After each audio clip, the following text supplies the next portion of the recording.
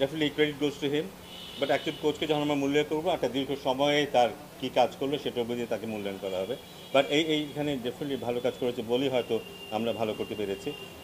আর তারপর আরও যখন সবাই আসবে আরও বুঝতে পারবো যে কতটা ভালো কাজ করেছে, কোথায় কোথাও আমরা ভালো কাজ দেখেছি বা নতুনত্ব এসেছে যে কারণে আমরা এই অভাবনীয় জয়টা পেয়েছি, তখন হয়তো আমরা আরও ক্লিয়ার হতে পারবো কোচের ভূমিকাটা কতটা ভালো ছিল।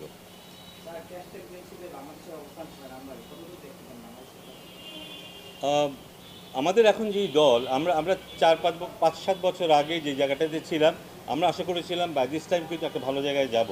কারণ গত 5-7 বছরে অনেক নতুন নতুন খেলোয়াড় এসেছে যারা দারুণ প্লেয়ার। আমরা যদি লিটন কুমার দাসের কথা বলি, কিংবা একজন মিরাজের কথা বলি, তাসকিনদের কথা বলি, এখন নতুন নতুন আরও খেলোয়াড় এসেছে, উপরেও কিন্তু নতুন একজন খেলোয়াড় এসেছে। সো দলের শক্তি অনেক বাড়ার কথা, কিন্তু সেটা কিন্তু আমরা গত 3-4 বছরে একেবারেই দেখিনি পারফরমেন্স ওয়াইজ। আমার মনে হয় যে যেভাবে এই সিরিজটা আমরা খেলেছি, সেই উদ্যমটা যদি বজায় রাখতে পারি, সেই স্পিরিটটা যদি বজায় রাখতে পারি, আমরা ডেফিনেটলি ইমিডিয়েটলি মধ্যম সারির একটা দল হিসাবে নিজেদেরকে দেখতে পাবো। সেটা আমাদের হওয়া উচিত এবং গ্র্যাজুয়ালি সেখান থেকে আমাদের আস্তে আস্তে উপরে ওঠা উচিত। যে মানের খেলোয়াড় আমাদের আছে, আমাদের পক্ষে বোধ সম্ভব আরও উপরে ওঠা। এটা বিশেষ করে এই কারণে আমাদের যে বোলিংয়ে যে স্ট্রেংথটা হয়েছে আমাদের, সেটা আমাদেরকে বেশি আশান্বিত করে যে এই দল আরও উপরে যেতে পারে।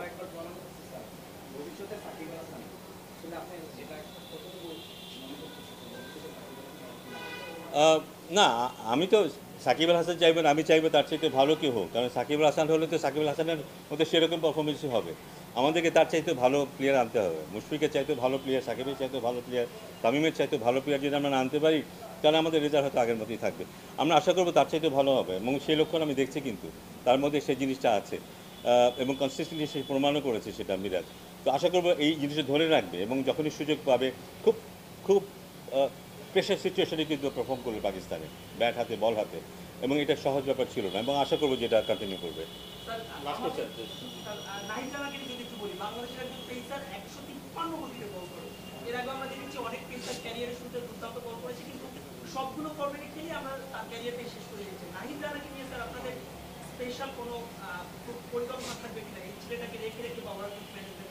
না, এটা নিয়ে অলরেডি আমরা আলাপ করেছি, বাট আমার মনে হয় আমি একটু আনহ্যাপি নাহিদ রানের ব্যাপারে। কারণ আমি কালকে না পরশুই বলছিলাম যে নাহিদ রানা 149 এরকম বল করছে, আমরা আশা করছি হয়তো 1-1.5 বছরের মধ্যে আরও স্ট্রং হবে, 153-154-এ বল করবে 1-1.5 বছর পরে।